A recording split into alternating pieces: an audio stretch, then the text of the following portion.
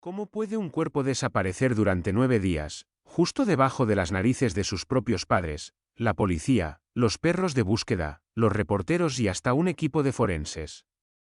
No en un bosque. No en un río. Sino en su propia cama. En su habitación. Un misterio tan absurdo, que la verdad oficial sigue siendo, para muchos, el engaño más cruel. Imagina esto: despiertas una mañana y tu hija ha desaparecido. No hay señales de forcejeo, ni puertas abiertas, ni ventanas rotas. Es como si se hubiera desvanecido en el aire. Esta es la pesadilla que vivieron Lizeth Farah y Mauricio Guevara en marzo de 2010. Una pesadilla que rápidamente se convirtió en un circo mediático, un torbellino de especulaciones, teorías conspirativas y una presión social asfixiante que deformó la realidad. Hoy, en Almas Corruptas, no solo vamos a desgranar los hechos del caso Paulette Guevara, sino que nos sumergiremos en las sombras que los envolvieron. Veremos cómo la maquinaria mediática, el fervor público y una investigación, cuanto menos cuestionable, construyeron una narrativa que muchos se negaron a creer. ¿Fue este un caso de negligencia familiar convertida en tragedia, o una elaborada puesta en escena donde la verdad fue la primera víctima? Prepárate para cuestionar todo lo que crees saber sobre uno de los misterios más perturbadores de la historia reciente de México. La cronología del caso Paulette es una danza macabra de hechos y contradicciones. Todo comienza la noche del 21 de marzo de 2010. Lizeth Farah y Mauricio Guevara regresan a su apartamento en Huixquilucan, Estado de México, con sus dos hijas, Lizeth de 7 años y Paulette de 4.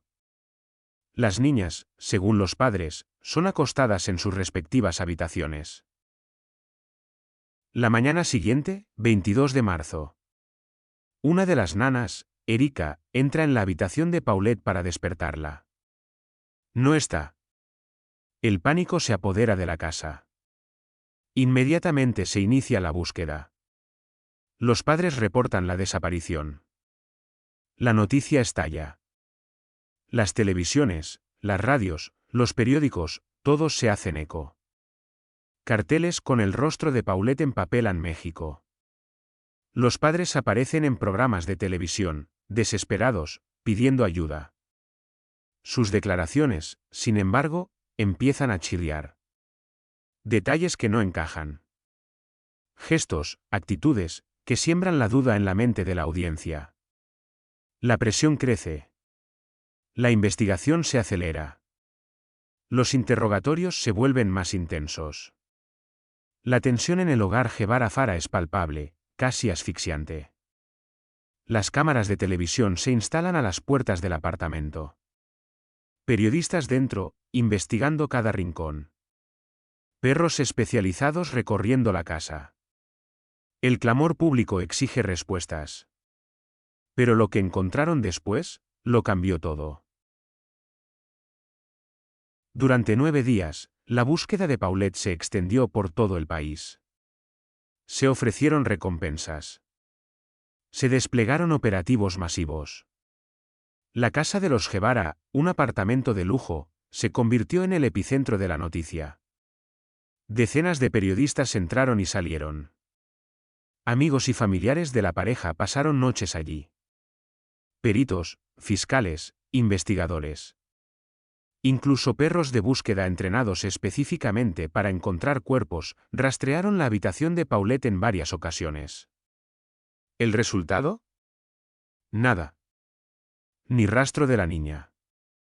La teoría principal, en ese momento, era un secuestro.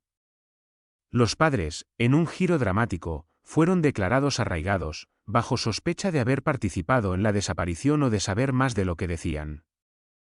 Lizeth Farah, en particular, generaba fuertes sospechas por su aparente frialdad y las contradicciones en sus testimonios. Pero el 31 de marzo, la historia dio un giro macabro e inverosímil. El cuerpo de Paulette Guevara fue encontrado. No en un paraje lejano. No en manos de secuestradores. Sino en su propia habitación. Atrapada entre el colchón y la base de su cama. En el mismo lugar donde supuestamente había dormido su madre la noche anterior. Donde los perros habían buscado, donde los peritos habían examinado y donde cámaras de televisión habían grabado entrevistas a los padres, sentados en esa misma cama. La incredulidad se apoderó de México. ¿Cómo era posible? La Procuraduría General de Justicia del Estado de México, PGEM, bajo el mando de Alberto Bazbaz, concluyó que la muerte fue accidental. Asfixia por obstrucción de las vías respiratorias. La teoría: Paulette se había resbalado de la cama, quedando atrapada en ese pequeño hueco. Un accidente trágico y fortuito. La reacción social fue de indignación. Un clamor popular acusó a las autoridades de encubrimiento, de incompetencia, o peor aún, de complicidad. La versión oficial parecía una burla a la inteligencia colectiva. La cobertura mediática, que hasta entonces había sido sensacionalista, se volvió un polvorín. Programas de televisión analizaban cada segundo de los vídeos, cada declaración. Las redes sociales explotaron con teorías. Se comparaba el caso Paulette con otros escándalos judiciales en México, donde la corrupción y la impunidad eran una constante. La opinión pública no se tragó la historia del accidente. Demasiadas inconsistencias. Demasiados cabos sueltos. La credibilidad de las instituciones estaba por los suelos.